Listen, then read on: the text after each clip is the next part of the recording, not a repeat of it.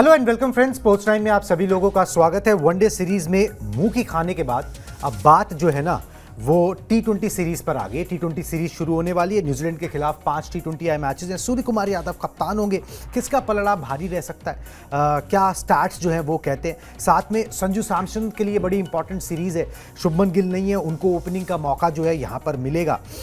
अभिषेक शर्मा का पिछले कुछ पारियों से जो है वो बल्ला नहीं बोला है, वो ड्यू है, उनके ऊपर नजर रहेंगी। सूर्य कुमार यादव एक खास लिस्ट में जगह बना सकते हैं एज ए बैट्समैन। विराट और रोहित के क्लब में वो शामिल हो सकते हैं। कौन सा वो क्लब है, क्या कारनामा वो कर सकते हैं मैदान पर उतरते ही, उसके बारे में आपको जानकारी देंगे। साथ में बीसीसीआई की तरफ से इस तरीके की जो है रिपोर्ट्स आ रही हैं, बीसीसीआई की हवाला लेते हुए कि भाई 7 करोड़ रुपए की जो सैलरी थी, जो मैक्सिमम ग्रेड था, उसको जो है अब शायद साफ कर दिया जाएगा। तो रोहित, विराट, जसप्रीत बुमराह, रविंद्र जडेजा, इन सब का डिमोशन जो है ना वो यहाँ पर हो सकता है। जबकि सालाना कॉन्ट्रैक्ट, सालाना करार की बात जो यहाँ पर आती है। साथ में एक खबर जिसने चौंकाया था एशेज के दौरान कि इंग्लिश खिलाड़ियों ने जो शराबखोरी की, अब उनकी इस पर लगाम लगाने के लिए उनकी समय सीमा तय कर दी गई है कि भाई कर्फ्यू है। अब 12 बजे के बाद जो है आप होटल से नहीं निकल सकते, आपको 12 बजे तक होटल पर आना है। ये सारी इंफॉर्मेशन आपको दिखाएंगे, मगर शुरुआत टीम इंडिया के साथ करते हैं। नागपुर के अंदर टी20 मुकाबला जो है वो खेला जाना है। बुधवार से शुरू होगी न्यूजीलैंड के खिलाफ टी20 सीरीज। वर्ल्ड कप से पहले दोनों टीमों की आखिरी टी20 सीरीज है। अगस्त 2023 के बाद टीम इंडिया कोई भी टी20 सीरीज हारी नहीं है। ड्रॉ हो गई हो, हारे नहीं है। सूर्या की कप्तानी में एक भी सीरीज टीम इंडिया हारी नहीं है। ड्रॉ बेशक हुई है, हारी नहीं है, मतलब हार का मुंह नहीं देखा है। और 2019 के बाद से काफी वक्त हो गया, भारत से कोई भी टी20 आई सीरीज जो है वो न्यूजीलैंड ने नहीं जीती है। हालांकि इस आखिरी पॉइंट का कोई मतलब नहीं है, क्योंकि इससे पहले उन्होंने कभी टेस्ट सीरीज नहीं जीती थी भारत में, उन्होंने कभी वनडे सीरीज नहीं जीती थी भारत में, वो भी हो गया। अब एक टी20 बच गया, वो भी टी20 वर्ल्ड कप से पहले। तो जो सीरीज ऐसा होना चाहिए था कि भाई प्रिपरेशन के लिहाज से बिल्कुल सही हो, अब वो नर्वस 90s जैसी लगने लग गई है, जिसमें ठीक है कि भाई आप जो है टेस्ट हार गए हो, आप वनडे हार गए हो, अगर आप टी20 भी हार गए तो फिर टी20 वर्ल्ड कप से पहले मुंह दिखाओगे कैसे?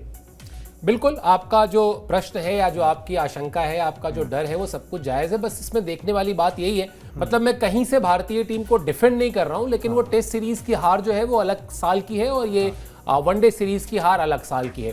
दूसरा, जो हम और आप अक्सर चर्चा करते हैं कि 3 वनडे मैचेस की जब सीरीज हो या 3 मैच की कोई भी सीरीज हो, वनडे या टी20, उसमें इस तरह की चीजें हो जाती हैं कि आप 2 मैच हारे और सीरीज आपके हाथ से चली गई। वही भारतीय टीम के साथ हुआ, हालांकि वो खराब भी खेले, इसमें कोई दो राय नहीं है। टी20 फॉर्मेट को लेकर कम से कम मैं आपको आश्वस्त करता हूं कि यहां पर कोई उलटफेर वैसा आपको देखने को नहीं मिलेगा। ये सीरीज भारतीय टीम के नाम रहेगी। उसकी वजह यह है कि मैं कहता भी आया हूं हमेशा कि ये एक ऐसा फॉर्मेट है जहां पर आपके पास कोई एक मैच विनर या 2 मैच विनर नहीं है। गावस्कर साहब ने क्या कहा वनडे सीरीज में हार के बाद कि भाई विराट कोहली को ओपन में उस तरह से सपोर्ट नहीं मिला, यानी उनको उस तरह से सहयोग नहीं मिला ओपनर से, जैसा सहयोग चाहिए होता है जब आप 325 से ऊपर चेस कर रहे हो। लेकिन यहां कहानी दूसरी है, यहां किसी को किसी का सहयोग चाहिए ही नहीं। 20 ओवर का फॉर्मेट है, अकेले अभिषेक शर्मा जिता सकते हैं, अकेले संजू सैमसन जिता सकते हैं, अकेले कप्तान साहब जिता सकते हैं। और खासतौर पर कप्तान साहब का पिछले साल 2025 में एक भी अर्धशतक नहीं है। तो ये सीरीज प्रोबेबली न्यूजीलैंड के लिए खतरा है कि वो कैसे अपने आप को बचाते हैं, क्योंकि ये भरी बैठी है भारतीय टीम। हाँ। इसलिए नहीं क्योंकि जीती नहीं है, जीत ये लगातार रही है, लेकिन इस टीम के खिलाड़ी भरे बैठे हुए हैं। क्यों? अभिषेक शर्मा को दिखाना है, पिछली सीरीज उनकी अच्छी नहीं गई थी। संजू सैमसन को एक बार फिर अपना वो स्ट्रॉन्ग करना है कि भैया देख लो, मुझे कम से कम ये छोड़ दो मेरे लिए, ये जगह टी20 वाली मुझे मत छेड़ो, यहां मुझे खेलने दो। और Surya being 360 degree number 1 batsman इन दी आईसीसी टी20 लिस्ट, उनको भी साबित करना होगा। जो उनसे छिन चुकी हैं पदवियां, वो उनको वापस लानी होंगी। बिल्कुल जी, एक बार आंकड़ों पर भी नजर डाल लेते हैं कि स्टैट्स के आईने में क्या माजरा है। 25 मैच जो है दोनों टीमों के बीच में हुए हैं टी20 मैचेस की। अगर हम बात करें, 12 में भारत को जीत मिली है और न्यूजीलैंड को 10 में। 3 मैचेस जो हैं वो टाई रहे हैं। ये ओवरऑल रिकॉर्ड है। और भारतीय सरजमी पर दोनों टीमों के बीच में 11 मुकाबले खेले गए, जिसमें 7 में टीम इंडिया को जीत मिली है और 4 में न्यूजीलैंड ने बाजी मारी है। न्यूजीलैंड की टीम भी मजबूत होगी, क्योंकि रचिन रविंद्र, मिचेल सैंटनर जैसे खिलाड़ी जो हैं वो टीम का साथ जुड़ेंगे और न्यूजीलैंड भी मजबूत होगी। वही बात है सर, जब होता क्या है ना, आपने एक बार चोट खाई तो लगा कि चलो भाई हो गया, जोन था हो गया। जब आपने दूसरी बार चोट खा ली तो भी फिर आपकी आंखें खुलती हैं। अब जब आप तीसरी बार खेलने जा रहे होते हैं ना, तो मन में फिर ना आशंका ही डेवलप हो जाती है, इसे डाउट कहते हैं। ठीक है, वो सेल्फ कॉन्फिडेंस उतना नहीं होता। हालांकि इसके अंदर कप्तान अलग है, उपकप्तान अलग है, फॉर्मेट अलग है। आपने सही बोला कि छोटा फॉर्मेट होता है तो उसके अंदर बहुत ज़्यादा जो है आपको करना नहीं होता। कोई 2 खिलाड़ी चमक जाएं, कोई 3 खिलाड़ी चमक जाए, और आपके पास वो है, फहरिस्त है कि 2-3 खिलाड़ी जो है चमक जाते हैं और फिर आपको वो करके देते हैं। मगर फिर भी न्यूजीलैंड से आपको होशियार तो रहना होगा, नहीं तो जो मोमेंटम चलता है ना भाई, यहाँ तक तो ठीक है, कोई बात नहीं, आप ओडीआई सीरीज हार गए, अगर आप T20 सीरीज हार के T20 वर्ल्ड कप में जाओगे ना, तो वो डाउट जो है ना, वो क्वेश्चन मार्क बहुत बड़ा हो जाएगा। बिल्कुल बड़ा हो जाएगा, और फिर आप कहीं ना कहीं फिर जो आप हॉट फेवरेट हो अभी ना, हाँ। वो हॉट फेवरेट भी नहीं रहोगे। फिर आप एक आम टीम की तरह जाओगे T20 वर्ल्ड कप में। T20 वर्ल्ड कप में फेवरेट टीम का अच्छा, फेवरेट टीम का तमगा कोई ऐसा नहीं कि वो सिर्फ एक कोई तमगा है जिसको लगा के आप चले जाते हैं। वो विरोधी टीम के मन में एक डर पैदा करता है। बड़ी टीमें जब जाती हैं टूर्नामेंट में, अभी आज आप अगर लेट्स से इस सीरीज को आप 4-1 से जीत कर जाते हो, हाँ। तो आपके सामने जो छोटी टीमें होंगी या जो बड़ी टीमें मैदान में उतरेंगी, उनका अप्रोच अलग होगा। इसको उलट देते हैं। अभी आप यही सीरीज 3-2 से हार के जाओगे तो आप भूल जाओ कि आप T20 वर्ल्ड चैंपियन टीम की हैसियत से जा रहे हो। आप जा रहे हो न्यूजीलैंड से अपने घर में हार के। तो बहुत ज्यादा इंपॉर्टेंट है ये सीरीज। हाँ, लेकिन मुझे ऐसा लगता है, जैसे आपने कहा कि न्यूजीलैंड की ताकत बढ़ेगी, वे मिचेल सैंटनर आ गए, रचिन रविंद्र आ गए, भारत के पास भी जसप्रीत बुमराह आ गए, और वो जो गेंदबाजी में वो जो एक इनपुट लेकर आते हैं, सिर्फ अपने 4 ओवर का नहीं, बाकी बचे 16 ओवर में भी वो जो इनपुट देते हैं, चाहे वो तेज गेंदबाजों के लाइन लेंथ को लेकर हो, चाहे फिर वो ओवर का कौन से गेंदबाज से कब ओवर फिकवाना है, इन सब चीज़ों को लेकर वो जिस तरीके से कप्तान से लगातार संपर्क करते, मुझे लगता है अपने घर में भारतीय टीम T20 में बहुत बहुत मजबूत टीम है। इसको हराना मतलब इससे सीरीज जीतना, मुझे लगता है अगर न्यूजीलैंड ये कारनामा कर लेती है तो मुझे लगता है कि शायद मेरी क्रिकेटिंग जो वो है वो थोड़ी डाउट करूंगा मैं अपने ऊपर। बिल्कुल जी, क्योंकि इंडियन टीम को फुल सीरीज भी है ना, ऐसा नहीं है कि कोई 3 मैच की है तो उसके अंदर आप 2 मैच करके जो है अपना काम चला लोगे, आपको फिर पूरा कंटिन्यूसली अच्छा खेलना पड़ेगा। चलिए जी, आगे बढ़ते हैं। संजू सैमसन और अभिषेक शर्मा, ओपनिंग की जिम्मेदारी इनके सर पे होगी, शुभमन गिल नहीं है, इसलिए संजू सैमसन को जो है यहाँ पर मौके मिल रहे हैं। ग्राफिक्स दिखा दें, दक्षिण अफ्रीका सीरीज में जो हुई थी उसमें आखिरी मैच जो है संजू सैमसन को मिला था। 5 T20I मैचेस थे, आखिरी मैच मिला था, कुछ 22 गेंदों पर 37 रन उन्होंने बनाए थे। विजय हजारे ट्रॉफी में संजू ने शतक लगाया है। संजू का मामला यहाँ पर उनको फिर साबित करना पड़ेगा, वो पता नहीं कितनी बार साबित करना पड़ेगा, मगर करना पड़ेगा। अब कुछ सिचुएशन ऐसी है तो करना ही पड़ेगा। और अभिषेक शर्मा के साथ ये कि भाई कैलिबर बहुत है, टैलेंट बहुत है, मगर पिछली 7 पारियों में जो है ना वो एक भी अर्धशतक नहीं आया है, तो वो कंसिस्टेंसी जो है वो लानी पड़ेगी। आप जिस दिन चलोगे उस दिन मैच जिता दोगे वो तो ठीक है, मगर वो जिस दिन के इंतजार में आपसे 20 मैच नहीं खिलवाए जाएंगे ना, वो फिर टू मच हो जाएगा।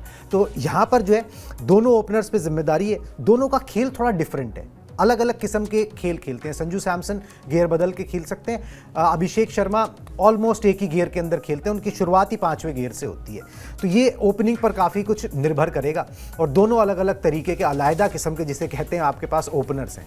बिल्कुल है, और दोनों एक दूसरे का खेल मुझे लगता है समझते हैं। ये अच्छी बात है कि दोनों ने एक ठीक ठाक समय साथ में खेला है। भले ही वो बीच में जब शुभमन गिल आए तो संजू सैमसन को हटाया गया, लेकिन दोनों एक दूसरे को समझते हैं, और बहुत जरूरी होता है ये ओपनिंग सलामी जोड़ी हम कहते हैं ना, हमेशा ओपनिंग पेयर कहते हैं, तो ये पेयर इसीलिए है भी। और मुझे ऐसा लगता है कि संभवतः ये सीरीज जो रखी गई 5 मैचेस की, जिसमें हम नतीजे के लिहाज से तो बात कर ही रहे हैं, एक एक खिलाड़ी को भी अगर आप पकड़ेंगे ना कुणाल, जैसा अभी थोड़ी देर पहले मैंने कहा था, हर खिलाड़ी को प्रूव करना है। यहाँ कोई खिलाड़ी ऐसा नहीं है जो मतलब लगातार बहुत अच्छा करता हुआ आ रहा हो, कि हर खिलाड़ी के साथ कुछ ना कुछ चीजें हैं। जैसे आपने कहा अभिषेक शर्मा जब चलेंगे तो चलेंगे, लेकिन पिछले कुछ मैचेस से नहीं चले। संजू सैमसन, आपको पता है किस तरीके से शुभमन गिल आए, संजू सैमसन बाहर गए। अब इस बात की गारंटी कौन देगा? सिर्फ और सिर्फ संजू सैमसन का परफॉर्मेंस ही इस बात की गारंटी दे सकता है कि यह थॉट प्रोसेस गौतम गंभीर के मन में या अजीत अग्रकर के मन में दोबारा नहीं आ सकता है कि T20 वर्ल्ड कप तो चलो ठीक है, लेकिन उसके बाद फिर संजू सैमसन को बाहर करो, शुभमन गिल को फिर लेके आओ। तो अगर आप चाहते हैं कि अपनी जगह आप मजबूत करें तो इन 5 मैचेस में उनको भी रन करना पड़ेगा। सूर्या की बात हम लगातार कर ही रहे हैं, तो इसलिए हर खिलाड़ी, ये 11 के 11 खिलाड़ियों की ड्रेस रिहर्सल है। हाँ। ये सिर्फ मतलब ऑब्वियसली ये टीम इंडिया की ड्रेस रिहर्सल है, लेकिन हर खिलाड़ी के पास कुछ ना कुछ साबित करने के लिए है। बिल्कुल, कुछ ना कुछ अचीव करने के लिए, और वो बहुत जरूरी भी होता है। चलिए जी, सूर्य कुमार यादव के बारे में एक बात बताते हैं, थोड़ी सी पॉजिटिव और नेगेटिव दोनों बातें आपको दिखा देते हैं। विराट रोहित के क्लब में जो है सूर्या शामिल हो सकते हैं। नागपुर में नागपुर में खेलने वाले हैं वो करियर का 100वां T20I मैच। 100 T20I खेलने वाले वो चौथे भारतीय खिलाड़ी बन जाएंगे नागपुर में मैदान पर उतरते ही। T20I में 400 छक्के पूरे करने से वो सिर्फ 5-6 दूर हैं। खराब फॉर्म से अभी वो गुजर रहे हैं। एक बार उनके आंकड़े भी दिखा दें, पिछले साल के आंकड़े कैसे रहे। जैसे अभी बताया था सर ने कि शतक और अर्धशतक कुछ नहीं आया था, 13 की औसत थी और 21 मैचेस में 218 रन उन्होंने कुल जमा बनाए थे। स्ट्राइक रेट भी कुछ खास नहीं था। एक ऐसा बुरे सपने की तरह ना बल्लेबाज सूर्या के लिए बीता है। वो हम पहले भी बात कर चुके हैं कि हो सकता है यहाँ पर चीजें अब बदल जाएं, क्योंकि अब प्रेशर जो है उनके ऊपर नहीं रहा है। बदलनी होगी, वरना फिर आप नहीं तो आखिरी T20 वर्ल्ड कप। हाँ, मतलब फिर ये आखिरी T20 वर्ल्ड कप नहीं है, फिर T20 करियर पर ही विराम लग जाएगा। हाँ। क्योंकि इस परफॉर्मेंस से आप नहीं चल सकते। 21 मैच में 218 रन बनाने के बाद भी अगर आपको कप्तानी दी गई है इतने बड़े टूर्नामेंट में, मतलब आप सोचिए कि क्या गजब का आयरनी है कि एक तरफ एक कप्तान आपको चैंपियंस ट्रॉफी जिता कर आता है और उससे कप्तानी ले ली जाती है, और एक तरफ एक कप्तान आपको 21 मैच में 218 रन बनाता है लेकिन उसकी कप्तानी छोड़ दी जाती है। तो प्रोबेबली ये रेपुटेशन का ही तो मामला है ना। वहां आपको लगा कि नहीं, शुभमन गिल को दे देते हैं, तो शुभमन गिल को हम थोड़ा सा उनके अंदर कप्तानी के जो गुण होते हैं वो इनकलकेट कर लेंगे, हमको आने वाले समय में फायदा होगा। रोहित शर्मा ने भी बहुत किचकिच नहीं की, उनको लगा ठीक है यार, जब जो कुछ हासिल करना था कर ही लिया है, कोई फर्क नहीं पड़ता, मुझे एंजॉय करना, मैं एंजॉय करूंगा। यहां मामला दूसरा है। यहां क्या है कि आपसे रन ही नहीं बन रहे, ठीक है, आप और मतलब अगर रन नहीं बन रहे हैं तो ऐसा कोई चाचा चौधरी का दिमाग तो है नहीं कि आपके दिमाग से जीत जा रही है टीम। मतलब ऐसा तो नहीं है कि बाकी खिलाड़ी भी नहीं चल रहे तो जीत जाती है। हाँ, तो ये है ना कि हाँ ठीक है, आप क्या लकी एक चार्म चल रहा है कि आप जीत रहे हैं, लेकिन मुझे हमेशा लगता है कि कभी भी एक कप्तान जो है वो अगर रन नहीं बनाएगा और वो बैट्समैन है तो कुछ समय के बाद उस पर खतरा आ ही जाएगा। वो समय कब आएगा, वो उनका आ जाएगा अगर इस समय रन नहीं बने तो। हालांकि फिर मैं अपनी बात दोहरा रहा हूं, मैं इस बात पर अभी भी कायम हूं कि इस सीरीज में सूर्या आपको अलग दिखाई देने वाले हैं। चलिए जी, बड़ी अच्छी बात है कि सूर्य कुमार यादव के रन बने, तो वो जो एक बड़ा क्वेश्चन है वो आंसर जो है वो टूर्नामेंट से पहले, T20 वर्ल्ड कप से पहले वो हो जाएगा। चलिए जी, फटाफट से अब BCCI के कॉन्ट्रैक्ट पर आ जाते हैं। आपको पता है BCCI कॉन्ट्रैक्ट देती है खिलाड़ियों को, कुछ कॉन्ट्रैक्टेड खिलाड़ी होते हैं, उनको कॉन्ट्रैक्ट दिए जाते हैं और साल की एक फीस दी जाती है। मैच फीस अलग होती है, ये साल की फीस अलग होती है। BCCI सेंट्रल कॉन्ट्रैक्ट में जो है ना वो बड़े बदलाव हो सकते हैं। बेसिकली उसके अंदर क्या था, 4 ग्रेड्स थे, A+, A, B और C। सब में अलग अलग पैसे दिए जाते थे। A+ में 7 करोड़, फिर 5 और ऐसे 3 करके यूं। तो अब जो है BCCI ये मन बना रही है, जो सोर्सेज से पता लगा है, कि भाई A+ को हटा देंगे, क्योंकि उसके अंदर आपने पहले रखा होता विराट, रोहित, जसप्रीत बुमराह और जडेजा को, जो ऑल फॉर्मेट्स खेलते थे। अब उसके अंदर 3 तो जो है वो T20I से रिटायर हो चुके हैं। Jasprit Bumrah on and off खेलते हैं, जो मैचेस होते हैं सब मैचेस वो खेलते नहीं है। तो भाई वो A+ कैटेगरी को हटा के सिर्फ A, B और C रखा जाए, और रोहित, विराट को और जो जडेजा है उनको B कैटेगरी में लाया जाए। तो एक डिमोशन उनका यहाँ पर एक तरीके से आप मान लीजिए, मतलब वो लाजमी था, क्योंकि अगर आपने अब एक फॉर्मेट, 2 फॉर्मेट से आपने रिटायरमेंट ले लिया रोहित और विराट ने, तो फिर वो तो होना ही था, उसमें किसी को कोई उसमें होना नहीं चाहिए। और 7 से 3 हो जाएगा, फर्क कुछ नहीं पड़ना है, ठीक है, कि वो 7 से उनका 3 करोड़ रुपए हो जाए। अब वो करोड़ों का मामला उनका पहले ही हो चुका है जितना होना था। पहली तो ये, दूसरी बात ये कि हाँ A+ से हटा दिया जाए। सर इसमें ना मैं इसको दूसरे तरीके से देख रहा हूँ, पैसे के मामला छोड़ देता हूँ। A+ से हटा दिया जाए, अब आपके पास क्या वो खिलाड़ी नहीं जो ऑल फॉर्मेट खेल सकें? अगर नहीं है तो ये अलार्मिंग साइन है। यही है, हाँ, कहानी यही है। इसको 2 तरीके से आप कह सकते हैं कि आप ये भी तो देखिए कि क्या इस वक्त आपके पास मौजूदा समय में कोई ऐसा खिलाड़ी जिसको आप A+ में ले जा सकते हैं? मुझे नहीं लगता। अगर आपको लगता है शुभमन गिल को ले जा सकते हैं, आप नहीं ले जा सकते। आप विराट कोहली को, रोहित शर्मा को बहुत पसीना बहाने के बाद वो A+ का ग्रेड मिला था, और A+ का ग्रेड जब बनाया गया था तो यही सोच के बनाया गया था कि ये जो हमारे तीनों फॉर्मेट में चमकते दमकते स्टार है ना, इनको हम ये इस फॉर्मेट में रखेंगे। मुझे नहीं आता था कभी 4-5 प्लेयर से ज्यादा A+ में रहे हो। अनफॉर्चुनेटली इस वक्त आपके पास A+ में है ही नहीं है, तो इसलिए BCCI चाहे भी ना देना, अगर उसने किसी को दे दिया तो सवाल उठ जाएंगे। आप उठाकर बता दीजिए, क्या जसप्रीत बुमराह को आप देंगे जिनको आपने कह दिया है कि भाई वो हमको इंपॉर्टेंट मैचेस में चाहिए? तो इसका मतलब कि वो आपके लिए तीनों फॉर्मेट में लगातार अवेलेबल नहीं है। सूर्य कुमार यादव तीनों फॉर्मेट खेलते नहीं है। शुभमन गिल अभी आपको T20 से ड्रॉप करना पड़ गया, ठीक है, तो आप अब खिलाड़ी आपके पास नहीं है। मैं इसको इस तरीके से देखता हूं कि अगर आज से 1 साल बाद या 2 साल बाद अगर कोई खिलाड़ी इस तरह का चमकता दमकता रिकॉर्ड बनाएगा, वापस A+ आ जाएगा। BCCI को 2 करोड़ 4 करोड़ बचा के कुछ नहीं मिल रहा है। BCCI की प्रॉब्लम ये है जो आपने कहा ना अलार्मिंग साइन है, वो अलार्मिंग साइन इसीलिए वो गौतम गंभीर बीच बीच में कहते भी हैं कि यही ट्रांजिशन होता है।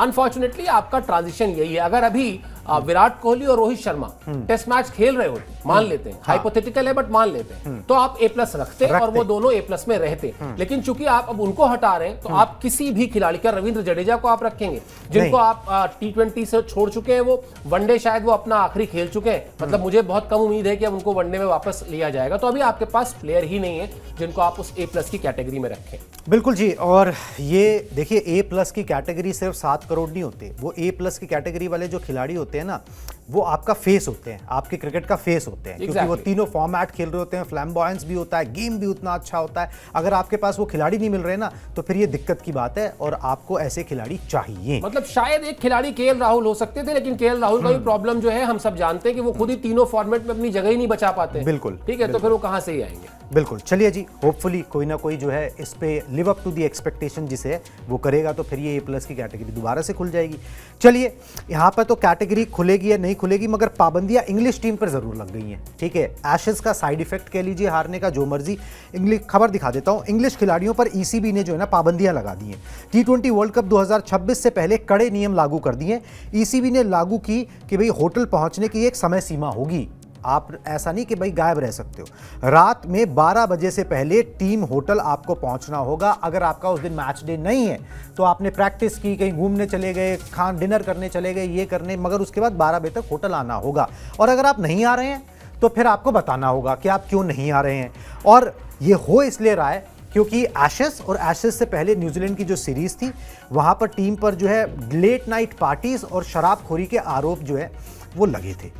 अब इससे कितनी ये मैंने कई बार सुना, ये पाकिस्तान टीम के साथ भी होता था, कर्फ्यू लगता था उनका, मगर उससे प्रॉब्लम सॉल्व होती है क्या? मतलब क्या आप डिसिप्लिन किसी में घुसेड़ सकते हो? अगर वो जो खिलाड़ी डिसिप्लिन ना ही होना चाहे, अगर कोई शराब ही पीना चाहे, लेट्स से वो बाहर ना पी के कमरे में पी लेगा, तो आप उसका कर ही क्या लोगे? मतलब वो कैसे जज होगा?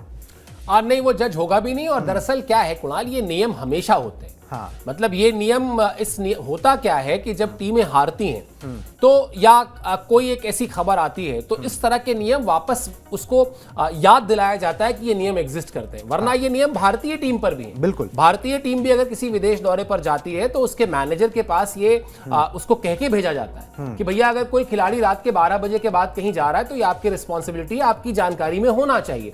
लेकिन ये रिपोर्ट कब होता है? जब कोई खिलाड़ी कुछ गड़बड़ कर दे, हाँ। कोई किसी खिलाड़ी से कुछ गड़बड़ हो जाए, ठीक है, दोनों ही सूरत में। तो वही हुआ है। अब चूंकि इंग्लैंड की टीम एशेज में हारी है, जहां शोल्डर्स थोड़े डाउन है, बड़ा टूर्नामेंट है, वैसे भी ICC के टूर्नामेंट से इंग्लैंड का कोई बहुत प्रेम का रिश्ता रहा नहीं है। मतलब जिस देश में क्रिकेट की शुरुआत हुई, वो आज तक ICC से के अवार्ड्स में गिने चुने एक आध T20 वर्ल्ड कप टाइप्स के रिकॉर्ड है उनके पास, मतलब खिताब है उनके पास।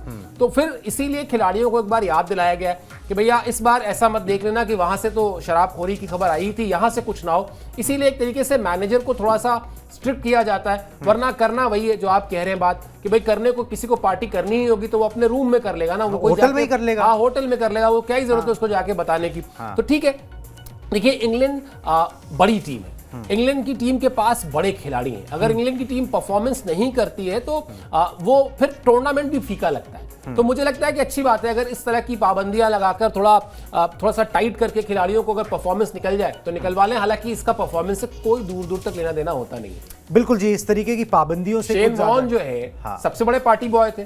ठीक है, मतलब कहीं से किसी से छुपा नहीं, कोई लेना देना, ठीक है। लेकिन वो आते थे, उस पार्टी के बाद 4-5 विकेट निकालते थे, अपनी टीम को जीत दिलाते थे। कभी मतलब वो फंस गए, बात अलग है। वरना कभी उनको टीम मैनेजमेंट ने जब फंसे तो टीम मैनेजमेंट ने कहा कि भाई देखिए ये गलत है। वरना टीम को क्या ही फर्क पड़ता है। पहले जो है टेस्ट मैचेस में आपको तो याद होगा, तीसरे दिन के बाद एक रिजर्व एक रेस्ट डे होता था।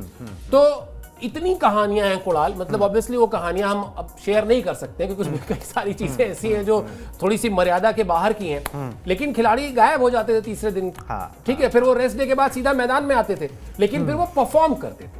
तो यहाँ सारी लड़ाई इंग्लैंड की जो है वो परफॉर्मेंस की है। परफॉर्मेंस आ गई तो पार्टी वार्टी सब अच्छी है, नहीं आई तो फिर आप सामने देख लीजिए। फिर यही सारी चीजें लाइमलाइट में जो है वो आने लगती है। कोई बहरहाल कोई बात नहीं, इंग्लैंड की टीम अच्छा करे। इंग्लैंड की टीम ने एक तरीके से टोन सेट किया था जब उन्होंने T20 से ही शुरुआत करी थी। वो जो बेसबॉल वगैरह की जो बात होती है ना, वो उसको उस समय बेसबॉल नहीं कहा जाता था, मगर वो शुरुआत से मारना शुरू करते थे, अंत तक मारते रहते थे। और उनके पास सारे खिलाड़ी भी ऐसे वो रखते थे जो बैट कर सके, एक दो ऐसे बॉलर होते थे जो बस बैट नहीं कर सकते। तो वो वाली चीज़ जो है ना वो इंग्लैंड लेकर आई थी और यहाँ पर भी पेश करती है। तो और इंडिया के खिलाफ तो कुणाल आप देखेंगे कि इंडिया की स्ट्रैटेजी चेंज होने में इंग्लैंड का बड़ा रोल है, बहुत बड़ा रोल। वो वर्ल्ड कप वाला मैच याद कीजिए जब कुलदीप यादव और कुलचा को मेरे ख्याल से 150 रन मारे थे दोनों को मिला के, और एक विकेट था दोनों में से किसी एक गेंदबाज के बाद। उसके बाद वो जोड़ी टूट ही गई। फिर वो कभी कुलचा नहीं बन पाई, मतलब जो कुलचा था वो कुलचा नहीं, फिर वो चहल रहे या फिर कुलदीप रहे। इसके अलावा रोहित शर्मा के करियर में आप देखिए, इंग्लैंड से हारे तभी रोहित शर्मा को लगा कि कोई फर्क ही नहीं पड़ता कि आपने 100 रन बनाए थे कि 125 रन बनाए थे। अगर हराना है तो पहली हो सकता है आपके 25 रन किसी मैच में आपको जीत दिला दें, और हो सकता है आपका 100 रन ना जीत दिला पाए अगर स्ट्राइक रेट का ध्यान नहीं रखा गया। तो भारत को क्रिकेट के कुछ कड़े सबक सिखाने में इंग्लैंड का बड़ा रोल रहा है। बिल्कुल जी, इंग्लैंड का बड़ा रोल रहा है। बड़ी टीम है, बड़ा गेम लेकर आए तो मजा ज्यादा आएगा। चलिए जी, इन सारी खबरों पर हमारी नजर बनी रहेगी। आप हमारे साथ जुड़े इसके लिए बहुत बहुत शुक्रिया।